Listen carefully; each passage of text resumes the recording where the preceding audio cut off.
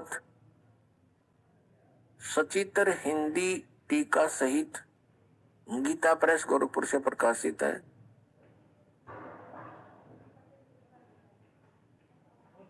इसके संपादक हैं हनुमान प्रसाद पोदार, चिमन लाल गोस्वामी। प्रकाशक व मुद्रक है गीता प्रेस गोरखपुर, गोविंद भवन कार्यालय कोलकाता का संस्थान। इसके 123 पृष्ठ पर सारा कंसेप्ट क्लियर हो जाता है। ये देखिएगा, तीसरा स्कंद, ये लिखा, तुम शुद्ध स्वरूपा हो।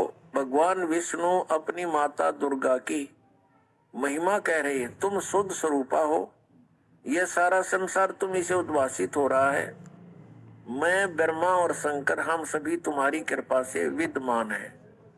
हमारा आविर्भाव माने जन्म और तिरोभाव माने मृत्यु हुआ करता है। हमारा जन्म और मृत्यु होता है।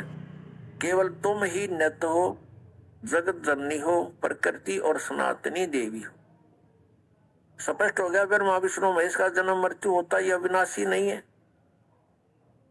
और दुर्गा को प्रकृति भी कहते हैं, ये भी याद रखना।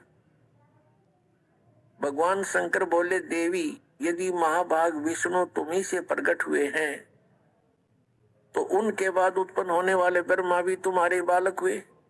फिर मैं तमोगुणी लीला करने वाला शंकर क्या तुम्हारी संतान नहीं हुआ? अर्थात मुझे भी उत्पन्न करने वाली तुम ही हो। शिवे, संपूर्ण संसार की सृष्टि करने में तुम बड़ी चतुर हो।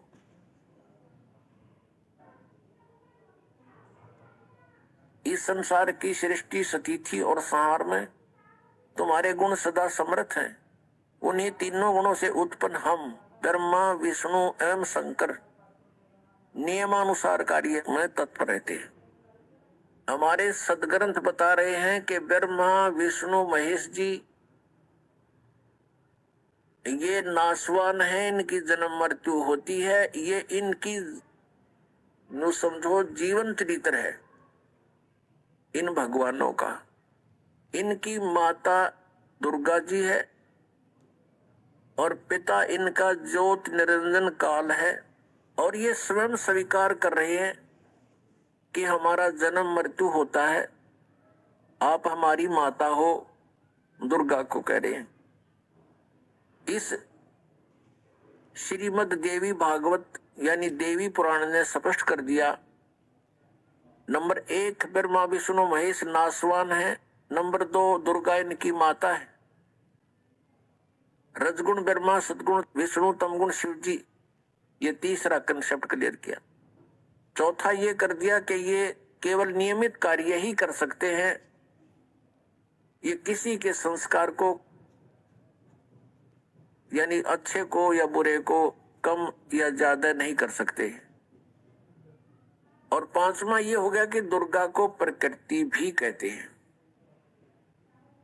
तो पुण्यात्माओं, जो ये ज्ञान देते थे तो सत्संग नहीं करते थे। वो सत्संग नहीं था, वो लोक वेद दंत